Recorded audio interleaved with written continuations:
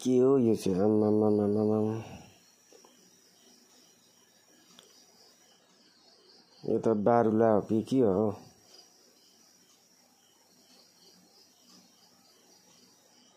यसलाई के बच्छु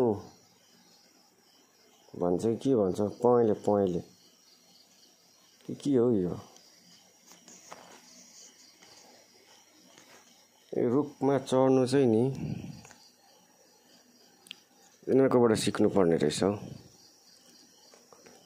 कस्तो मजाले सजिलोसँग है। काँटी चाहिँ चाहिन्छ, मार्तल काँटी सजिलो ठोक्दै चढ्दै ठोक्दै चढ्दै ठोक्दै चढ्दै। हाम्रो एउटा काँटी त अब विदेशमा छ, अब त्यसलाई बोलाएर रुखमा चढ्नु भएको छैन। जे होस् तर आइडिया चाहिँ सेटिस लाग्यो मलाई। यिनीहरूले नै जानेको हुन्छ गरी के गरिरहेको हुन्छ क्या। हेर्नु त कति मजाले चढेको।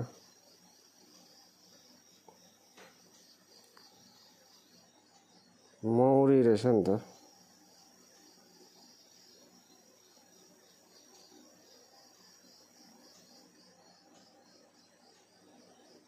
मौरी पो रहेछ त है।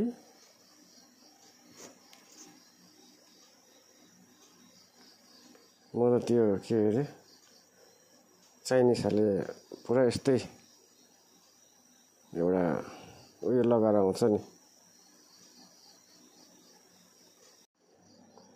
त्यो बच्चुम काट्नु। त्यसले टोक्यो भने मान्छे मर्छ भन्छ नि क्या।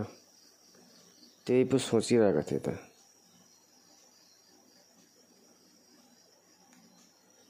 मौरी रहेछ नि त।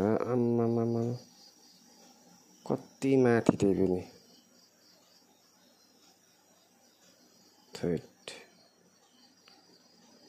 यिनीहरूको सेफ्टी हेर्नु नि, सेफ्टी त्यहाँ के डर लाग्दो। अन्त यति गरेपछि त अन्त मौरी त होइन, यो त बच्चुम पनि काट्नु सक्छ नि। अरिङ्गाल, यस अहिले भन्नु आयो। डरलाग्दो हो नि अरिङ्गाल। म चाहिँ अरिङ्गाल काट्नु गएको जस्तो लाग्यो फर्स्टमा कि। यिनीहरूले त्यो जुन चाहिँ सेफ्टी लगाएको छ नि त्यो कपडाको, त्यो भरे त मौरी रहेछ।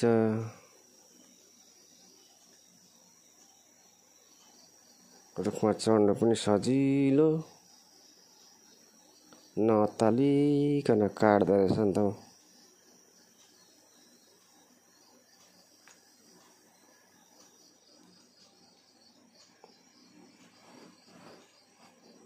खतरा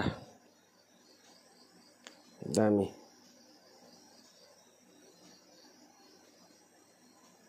यिनीहरूकोबाट सिक्नुपर्छ हौ। यिनीहरूकोबाट हरेक कुरा सजिलो तरिकाले मजाले गर्छ, आरामले। जे पनि होस्, जस्तै पनि होस्, तर मजाले आरामले क्या। हेर्नेलाई पनि हेरौँ लाग्दो मजाको क्या।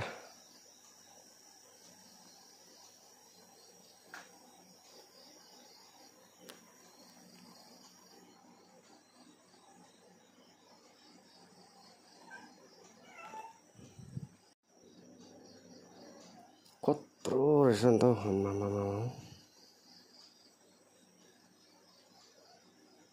थैट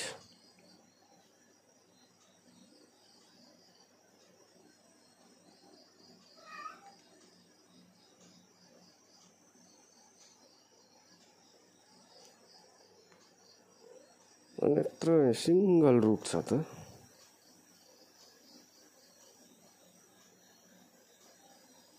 है चढ्नु पनि मजाले चढिदिएको। काट्नु पनि मजाले अम्बो हो खतरा रहेछ नि त खतरा ठुट हेर मौरी ड्याम्मै छ मौरी टोक्नु त कुनै चान्सै छैन आरामले हातले खेलाइ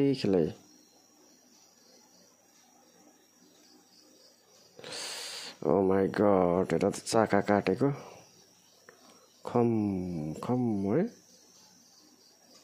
त्यहीँ बसेर खायो भने कस्तो हुन्छ होला म भए चाहिँ त्यहीँ बसेर खान्थेँ क्या आफूलाई कति खानु मनपर्छ त्यहीँ बसेर चडक्क काट्थेँ पिस निकाल्दै दामी चाहिँ रुखमा बसेरै खाइसक्थेँ त्यहाँबाट आरामले काट्थेँ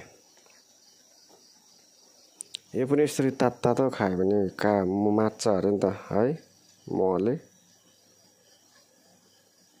जस खतरा ब्रोको आइडियालाई चाहिँ माने